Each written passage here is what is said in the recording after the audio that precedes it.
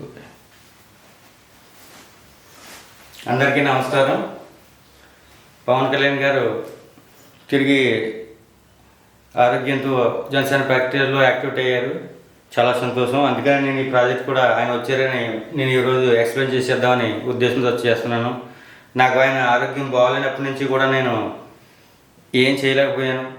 అలాగే ఈరోజు నా వ్యూవర్స్ సురేష్ గారికి మరొకరికి కూడా అమౌంట్ కూడా పంపించేయడం జరిగింది. ఈ ప్రాజెక్ట్ని ఎప్పటి నుంచో చెప్పాలనుకుంటున్నాను. ఈరోజు అవకాశం వచ్చింది కాబట్టి దీని గురించి వివరిస్తున్నాను.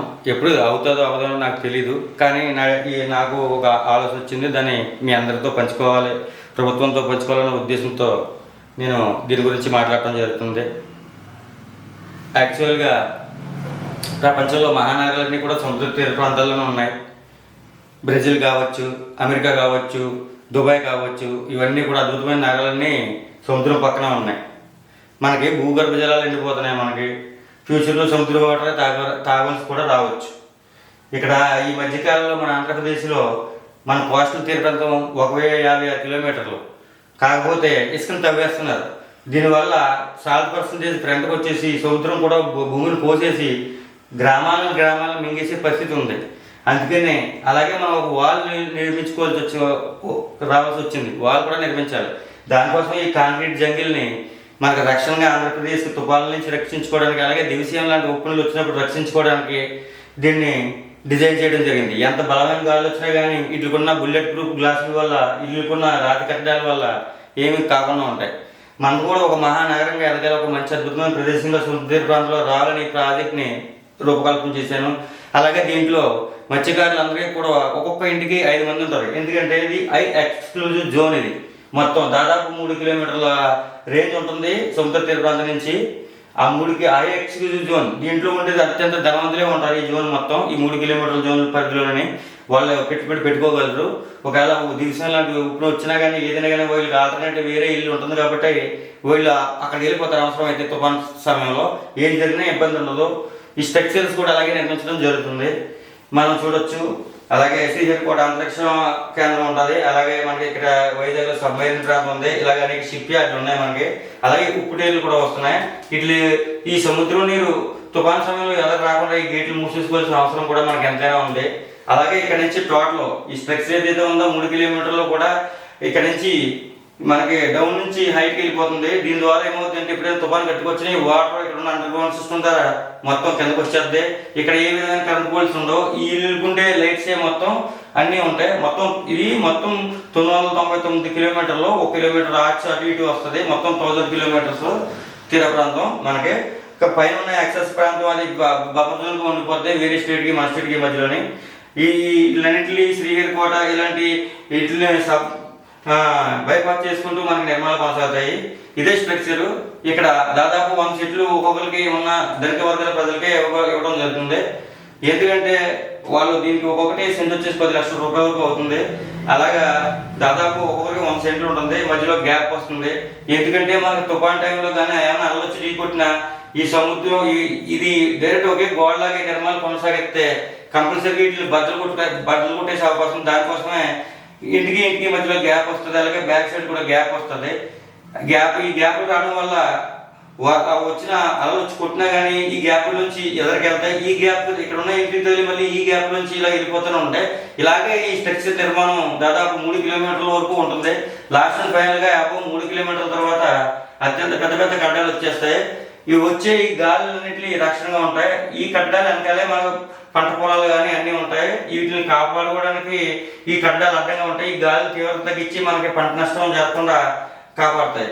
దీనికోసం ఈ డిజైనింగ్ చేయడం జరిగింది. ఇది ఇక్కడ నుంచి 2 కిలోమీటర్ల వరకు కూడా ఇది ఫస్ట్ 20 ఫీట్లతో స్టార్ట్ అవుతాయి. తర్వాత 25 ఫీట్లతో బిల్డింగ్ వస్తుంది. తర్వాత 30 ఫీట్ల బిల్డింగ్ అలా పెరుగుతూనే వెళ్తాయి. ఎందుకంటే సముద్ర ప్రాంతాన్ని అందరూ చూడాలి కాబట్టి సన్ రైజ్ ఇవన్నీ దానికోసం ఈ స్ట్రక్చర్ నిర్మాణం చేసి రావాల్సి వచ్చింది.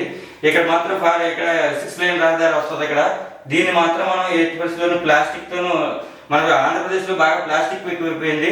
ఆ ప్లాస్టిక్ మొత్తం తీసుకొచ్చి ఈ 3 లైన్ల రహదారిలో మనం లోన్ వేసేసి పైన మనకి గ్రానైట్ పరిశ్రమలు ఉన్నాయి, అనేక వేస్ట్ రాళ్ళు ఉన్నాయి, వాటితో నింపేస్తే ఈ రోడ్డు అద్భుతంగా తయారవుతుంది. ఈ రోడ్లో ఓన్లీ కార్లు, బస్సులు కేవలం 10 టన్నులు సంబంధించిన వాహనాలు మాత్రమే ప్రయాణం చేస్తాయి. ఎందుకంటే పెద్ద భారీ వాహనాలకు ఆల్రెడీ ఒంగోలు టు నెల్లూరు, మనకు ఒంగోలు నుంచి అలా బాపట్ల అలా రోడ్డు వేరేగా ఉంది కాబట్టి దాని నుంచి భారీ వాహనాలు వెళ్ళిపోతాయి అటు కచ్చిపూడి వరకుని. సో ఈ రోడ్లో ఓన్లీ ఎక్స్క్లూజివ్ వాహనాలు, బస్సులు, ట్రావెల్ బస్సులు అందరూ వస్తాయి. ఈ జోన్స్లో ముఖ్యంగా ఈ జోన్స్ అన్నీ కూడా ఈ 1000 కిలోమీటర్ల జోన్ కూడా మొత్తం ఇల్లు ఇలాగే ఈ విధంగానే వెళ్తాయి. ఒక్కొక్క ఇంటికి 5 మంది వర్కర్లు వాళ్ళకి అవసరం పడతారు. ప్రతి ఇల్లు కూడా బుల్లెట్ ప్రూఫ్తోనే వస్తుంది. బుల్లెట్ ప్రూఫ్ గ్లాసులతోనే, రాతి కట్టడాలతో, సముద్రగాలు, ఉప్పుగాలు కాబట్టి రాతి కట్టడాలు ఉండటం వల్ల ఆ ఉప్పును తట్టుకోగలుగుతాయి. అందుకనే మన రోడ్డు నిర్మాణంలో కూడా ఎక్కువ రాతినే వాడతాం. ఒకవేళ దివిసీమ లాంటి ఉప్పును వచ్చి ఇసుక ముంచేసినా కానీ తోడడానికి దగ్గరలో యంత్రాలు ఉంటాయి. ఈ యంత్రాలు ఇసుకని తోడి తిరిగి సముద్రంలో పంపించేస్తాయి. అలాగే ఆ వచ్చి వాటర్ మొత్తం ఇక్కడ ఉండే అండర్ గ్రౌండ్ డ్రైనేజ్ వాటర్, ఎందుకంటే ఇక్కడ హైట్లో ఉంటుంది, ఇక్కడ దాదాపు 100 ఫీట్ హైట్ ఉంటుంది. ఇక్కడ నుంచి ఇక్కడికి 40 ఫీట్లో అబౌవ్ నుంచి మనం తీసుకుంటాము. దీనివల్ల ఏమవుతుందంటే వాటర్ ఆ డ్రైనేజ్ సిస్టమ్ ఉన్న ప్రతి 2 కిలోమీటర్లు ఒక రోడ్డు, ఇలాంటి రోడ్డు వస్తుంది. ఈ రోడ్డు నుంచి మనకి వాటర్ అంతా కూడా ఎవరికి వెళ్ళినా కూడా తిరిగి వెనకొచ్చేస్తుంది. దీని తర్వాత సామాన్యులు, మధ్యతరగతి ప్రజలు ఉంటారు కాబట్టి వాళ్ళకి ఏమైనా ఇబ్బంది ఉండదు. ఇక్కడ వరకునే దాని ఎఫెక్ట్ వరకు ఉంటుంది కాబట్టి దీన్ని ఉన్నత వర్గాలు భరించగలవు. ఇల్లు పాడైపోయినా కానీ ఏమైనా కానీ ప్రతి ఇంటికి ప్రత్యేకంగా గార్డెనింగ్ వస్తుంది. ఇది అయిపోయిన తర్వాత ఈ 2 కిలోమీటర్లు అయిపోయిన తర్వాత ఇది గ్రీన్ ఫీల్డ్. దాదాపు 2 కిలోమీటర్ల నుంచి మొదలెట్టి 1000 కిలోమీటర్లు కూడా చెట్లే ఉంటాయి. 1/2 కిలోమీటర్ విడతలో ఇళ్ళ మధ్యలోనే మనకు బుల్లెట్ ట్రైన్ వస్తుంది. అలాగే ఒక వాటర్ లైన్ కూడా వెళ్తుంది. కాలువ 2 కిలోమీటర్లు బ్రిడ్జ్లు వస్తాయి. అలా 1000 కిలోమీటర్స్ వెళ్తుంది బుల్లెట్ ట్రైన్. వీటి మధ్యలో నుంచి ప్రయాణం చేస్తుంది. అలాగే ఇది ఇక్కడే కాకుండా ఈ బుల్లెట్ ట్రైన్ ఇక్కడ నుంచి మనకి తిరుపతి నుంచి స్టార్ట్ అయ్యి తిరుపతి, కడప, వెనుకొండ, గుంటూరు, విజయవాడ, రాజమండ్రి, అరకు, రామసింగి, విజయనగరం, శ్రీకాకుళం, వైజాగ్ తిరిగి ఇదే రూట్లోకి మళ్ళీ తిరిగి ఈ బుల్లెట్ ట్రైన్లో ప్రవేశించి మళ్ళీ తిరుపతి వచ్చేస్తుంది. దాదాపు 2000 కిలోమీటర్స్ మన బుల్లెట్ ట్రైన్ ప్రయాణం చేసే అవకాశం ఉంది ఫ్యూచర్లోనే. ఇదంతా గ్రీన్ ఫీల్డ్. ఇల్లు మధ్యలో కూడా గ్రీన్ ఫీల్డ్ చేసుకోవాల్సిన బాధ్యత ఏ అయితే ఫ్లాట్లు కొంటున్నారో వాళ్ళకే ఉంటుంది పూర్తిగానే. ఎందుకంటే దాదాపు ఒక్కొక్క ఫ్లాట్ వచ్చి 100 కోట్ల రూపాయల వరకు పడే అవకాశం ఉంది కాబట్టి దాని ఎక్స్పెండిచర్ వాళ్ళు భరించే అవకాశం ఉంది. ప్రపంచంలో ధనికులంతా ఇక్కడికి వస్తారు. ఇక్కడ మన షాపింగ్ కాంప్లెక్స్లు ఏను కానీ హోటల్స్ అన్నీ కూడా ఇక్కడే వస్తాయి, ఈ పరిధిలో వస్తాయి. ఇది ఎక్స్క్లూజివ్ జోన్ కాబట్టి ఇక్కడ ఏముండవు. అత్యంత భద్రతతో ఉంటుంది సెక్యూరిటీ పరంగా. ఇది ఎవరి కావాలన్నా కానీ ఇక్కడికే రావాలి షాపింగ్కి. ఇక్కడ అలాగే షాపింగ్ కాంప్లెక్స్తో పాటు హాస్పిటల్స్ కూడా వస్తాయి. ప్రపంచంలో ఎవరైనా వచ్చి అత్యంత తక్కువ ఖర్చుతో ఇక్కడ హాస్పిటల్లో ట్రీట్మెంట్ తీసుకునే విధంగా ఉంటుంది. ఉంది ఇక్కడ అలాగే మత్స్యకారులకి వీళ్ళకి సంథింగ్ మొత్తం 1000 కిలోమీటర్లు 10 సెక్టార్లు 15 సెక్టార్లో ప్రభుత్వం ప్రొవైడ్ చేసి ఇక్కడ ఈ జోన్లో వేటాడడానికి వీళ్ళకి జట్టీలు నిర్మించి ఇవ్వడం జరుగుతుంది. అలాగే ఎక్కడెక్కడో చెరువులుగా కాకుండా ఒకే ప్రాంతంలో వారు చేసి వాళ్ళ ఇల్లు ఈ 2 కిలోమీటర్ల ఆవతలు ఉంటాయి.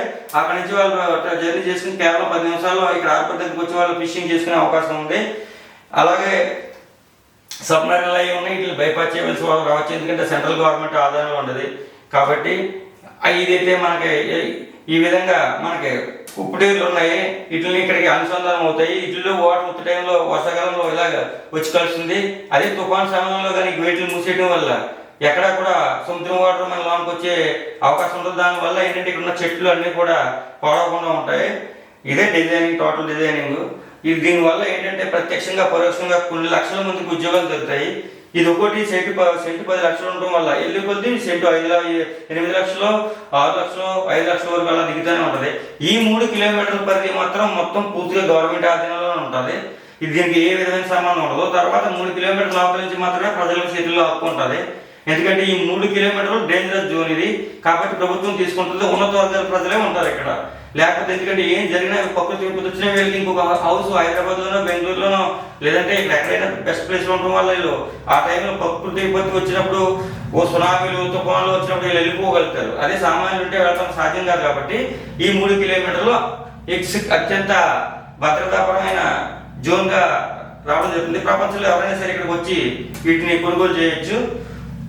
ఈ గ్యాప్ ఉండటం వల్ల తుఫాన్ తాకిడి అలాగే వాటి గాలి తీవ్రత కూడా ఇటు ఎక్కడికెక్కడ ఏరోడైనమిక్గా తప్పుకుంటూ వెళ్ళడం వల్ల గాలి తీవ్రత లాస్ట్కి వచ్చినప్పుడు తగ్గిపోతుంది. అందుకని పెద్ద కట్టడాలు ఆడుకుంటాయి అక్కడ. ఇదంతా గ్రీన్ ఫీల్డ్. మొత్తం 1/2 కిలోమీటర్ గ్రీన్ ఫీల్డ్ ఉంటుంది. మొత్తం చెట్లు వస్తాయి. కళ్ళు నుంచి అవతల నుంచి చూస్తే ఎదురు కనబడితే అంత విశాలమైన చెట్లు వస్తాయి. ఈ మధ్యలో వచ్చేది వాటర్ వస్తుంది.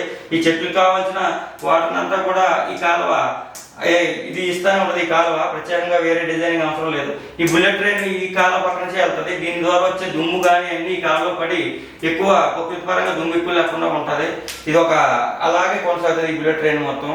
ఇదే మొత్తం ప్రాజెక్టు 999. దీని ద్వారా కొన్ని లక్షల మంది మత్స్యకారులు ఉపాధి పొందుతారు. వాళ్ళ సముద్రంలో వేటకెళ్ళి చనిపోవడం అలాంటివన్నీ జరుగుతున్నాయి. కాబట్టి ఈ ఇల్లుల్లో పనిచేయడం ద్వారా ఒక్కొక్క IVIPలు కాబట్టి కేవలం 5 మందికి దాదాపు వీళ్ళు నెలకు 5 లక్షలు మెయింటైన్ చేసే కెపాసిటీ వీళ్ళకి ఉంటుంది. కాబట్టి వీళ్ళు ఒక 5 మంది వర్కర్లని కంపల్సరీ పెట్టుకోగలుగుతారు. దీని ద్వారా తీర ప్రాంతంలో ఉన్న అనేక గ్రామాల్లో ఉన్న అందరికీ కూడా కంపల్సరీ ఉద్యోగ అవకాశాలు పెరుగుతాయి. ప్రపంచంలోనే ది బెస్ట్గా ఇది ఉంటుంది. ఎందుకంటే మనం అత్యంత భద్రత ఇస్తాం, సెక్యూరిటీ ఇస్తాం. ఇది వరకు ఇక్కడ నుంచి ఇక్కడ వరకు కూడా ఇది బ్లాక్ జోన్, పూర్తిగా హై సెక్యూరిటీ లెవెల్ ఉంటుంది. కాబట్టి ఎవరో ఇతరులు అంత ఈజీగా రావడానికి ఉండదు. ఇదే నా ప్రాజెక్టు. ఇది ఇయ్యాలి అవుతుందనట్లేదు. ఫ్యూచర్లో మనకి వచ్చేసి సముద్రం 100 సంవత్సరాల్లో ఒక 20 అడుగులు ఎత్తు పెరిగే అవకాశం ఉంది. కాబట్టి దానివల్ల మనం 40 ఫీట్ల నుంచి తీసుకోవడం జరుగుతుంది హైట్ని. ఇప్పుడు రోడ్డు దగ్గర నుంచి స్టార్ట్ చేస్తే వీటికి ప్రత్యేకంగా వీధి స్తంభాలు అలాంటివి ఏముండవు. అంత అండర్ గ్రౌండ్లోనే కరెంటు అన్ని పాస్ అవుతూ ఉంటాయి. మొత్తం ఇక్కడైతే ఇల్లు ఉన్న ఇట్లకే లైట్లు వస్తాయి. ఈ లైట్లే, ఈ ఇంటికున్న లైటే ఈ రోడ్లకి ఇట్లకి ఉపయోగపడుతుంది. ఎందుకంటే తుఫాన్ సమయంలో ఏ పూలు చేసినా కానీ ఉండవు, ఇరిగిపోతాయి. ఇక్కడ అంతా గ్రీన్ ఫీల్డే వస్తుంది. ప్రతి ఇంట్లోనే గ్రీన్ ఫీల్డ్ డెవలప్ చేసుకోవాల్సి వస్తుంది. వీళ్ళందరూ కూడా చూడడానికి చాలా అందంగా ఉండాలి. ఫ్రంట్ ఫేసింగ్ మొత్తం రాతితోనే నిర్మించుకోవడం వల్ల ఉప్పుగాలు వచ్చినా కూడా పడకుండా ఉంటాయి. బుల్లెట్ ప్రూఫ్ గ్లాసులు ఉండటం వల్ల హై స్టీల్ వాడాల్సి వస్తుంది. ఇది సామాన్యులు చాలా కష్టం కాబట్టి ఉన్నత వర్గాల ప్రజలు మాత్రం ఇక్కడ ఉండగలుగుతారు. వాళ్ళు కావాల్సి ఉంటారు. ప్రకృతి విపత్తు సంభవిస్తే ఇక్కడ నుంచి వాళ్ళు 2వ ఇంటికి షిఫ్ట్ అయిపోవడం జరుగుతుంది. ఇదే ప్రాజెక్టు. ఎందుకంటే ప్రపంచంలో అన్ని నాగరికతలు ఉంటున్నాయి. భవిష్యత్తులో వాటర్ లెవెల్స్ తగ్గిపోయి భూగర్భ జలాలు ఎగిపోయి వాటర్ దొరికిన పరిస్థితి వస్తే ఈ సముద్రం వాటర్నే మనం వాడుకోవాల్సి వస్తుంది. కాబట్టి కంపల్సరీగా మనం ఇక్కడ మనకు అద్భుతమైన ఈ 1000 కిలోమీటర్ల తీర ప్రాంతాన్ని అభివృద్ధి చేసుకోవాల్సిన అవసరం ఎంత ఉంది. దీనికి ప్రధానమంత్రి శ్రీ నరేంద్ర మోడీ గారి సహకారం కావాలి, అలాగే నారా చంద్రబాబు నాయుడు గారి సహకారం కావాలి, అలాగే మన ఉప ముఖ్యమంత్రులు శ్రీ పవన్ కళ్యాణ్ గారి సహకారంతో ఇది కొనసాగాలి. ఇది ఒక అద్భుతమైన ప్రాజెక్ట్గా భవిష్యత్తులో ముందుకు రావాలని నేను కోరుకుంటున్నాను. దీనికి మాత్రం ఈ రోడ్లకు మాత్రం ఎక్కువ ఎక్స్పెండిచర్ పెట్టే అవసరం లేదు. మనం ఏదైతే పెద్ద ప్లాస్టిక్ ఉందో దీన్ని ఒక 30 ఫీట్స్ లోపల వరకు తీసి దాంట్లో చాలా వరకు ప్లాస్టిక్ నింపి దానిపైన మనకి ఏదైతే గ్రానైట్ వేస్ట్ రాయంతా ఉందో ఆ రాయంతాన్ని ఫిల్ చేయడం ద్వారా, ఎందుకంటే ఇట్ల మీద బరువైన వాహనాలు ప్రయాణించవు కాబట్టి చాలా తేలిగ్గా ఉంటుంది రోడ్డు. ఎక్కడ కూడా రోడ్డు అటు ఇటు వెళ్ళమనేది ఉండదు.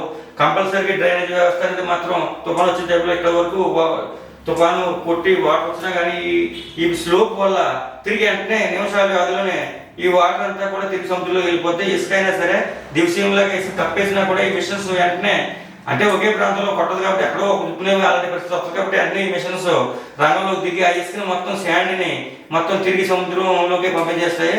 So this one is my project. దయచేసి ఇది ఏమైనా ఆచరణ రూపంలో పెడితే బాగుంటుందేమో అని మన రాజకీయ పెద్దలు అందరూ కూడా ఆలోచన చేయాలి. ఈ 3 కిలోమీటర్ల ఎట్టి పరిస్థితుల్లోనే ప్రభుత్వం చేతిలోనే ఉంటుంది కంపల్సరీగానే. ఇక్కడ ఏ నిర్మాణం ఉన్నా కూడా అన్నీ కూడా ఈ 3 కిలోమీటర్ల అవతలకి వెళ్ళిపోవాల్సి రావచ్చు. దాని తర్వాత వచ్చేది మొత్తం ప్రజలే అమ్ముకోవచ్చు. ఇదైతే మొత్తం ఎక్స్క్లూజివ్ జోను. దీని మీద సాధ్యాలను పరిశీలించి ప్రభుత్వం చర్యలు తీసుకుంటుందని నమ్ముతూ అందరికీ నమస్కారం.